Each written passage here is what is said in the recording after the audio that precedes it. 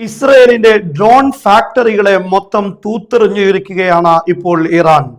കഴിഞ്ഞ ദിവസം നടന്ന ഇറാന്റെ ഒരു ആക്രമണത്തിലാണ് ഇസ്രയേലിൽ ഡ്രോൺ ഉൽപ്പാദിപ്പിക്കുന്ന ഫാക്ടറിയിൽ ആക്രമണം നടത്തിയത്.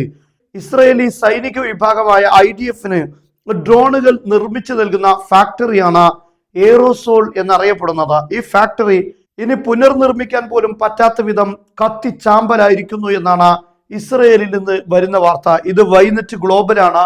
ഇത് ഇസ്രയേലിന്റെ വളരെ പ്രധാനപ്പെട്ട പത്രമാണ്.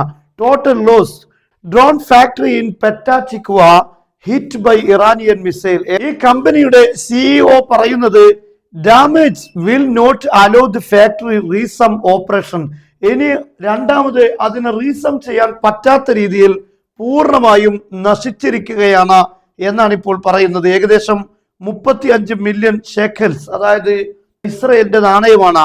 അത്രയും വില വരുന്ന ഈ കമ്പനി അദ്ദേഹം വാങ്ങിയിരിക്കുന്നത് ഏകദേശം ഒരാഴ്ച മുമ്പാണ് എന്നാണ് ഇതിന്റെ കമ്പനിയുടെ CEO പറയുന്നത്.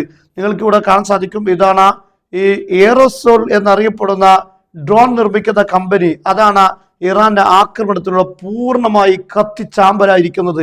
ഈ വീഡിയോയിൽ നിങ്ങൾക്ക് കാണാൻ സാധിക്കും. ഇവിടെ പൂർണ്ണമായും കത്തിച്ചാമ്പലായിരിക്കുന്നു, പൂർണ്ണമായും കത്തി തകർന്നിരിക്കുകയാണ്. ഇവിടെയാണ് ഇറാന്റെ ആക്രമണം ഉണ്ടായിരിക്കുന്നത്. Iranian missile strike wiped out and Israeli drone manufacture.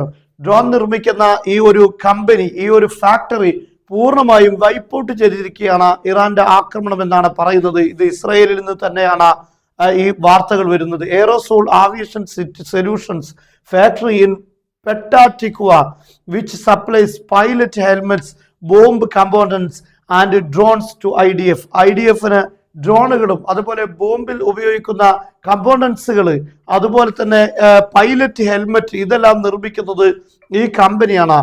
എന്നാൽ ഇപ്പോൾ ഇത് പുനർനിർമ്മിക്കാൻ പോലും പറ്റാത്ത ഒരു സാഹചര്യത്തിലേക്ക് എത്തിയിരിക്കുന്നു എന്ന് പറയുന്നത് ഇസ്രയേലിൽ നിന്ന് തന്നെയുള്ള വാർത്തകളാണ്.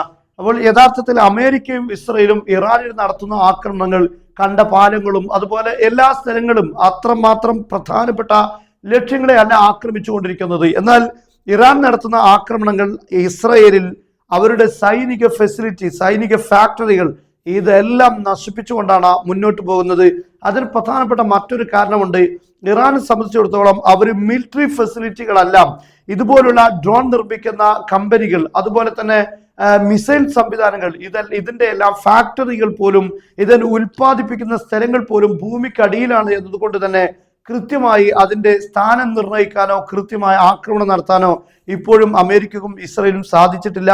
അതാണ് ഇറാൻ പറഞ്ഞിട്ടുള്ളത്. ഇപ്പോഴും ഞങ്ങൾ ഓരോ ദിവസവും ഞങ്ങളുടെ മിസൈൽ മാനുഫാക്ചറിങ് അത് കണ്ടിന്യൂ ചെയ്തുകൊണ്ടിരിക്കുകയാണ്, നടന്നുകൊണ്ടിരിക്കുകയാണ് എന്ന്. എന്നാൽ അത് തകർക്കാൻ ഇതുവരെ അമേരിക്കക്ക് സാധിക്കാത്തത് കൊണ്ട് തന്നെ അവരുടെ മിസൈൽ ആക്രമണങ്ങൾക്ക് ഈ യുദ്ധം എത്ര നീണ്ടുപോയാലും ഒരു കുറവും ഉണ്ടാവുകയില്ല.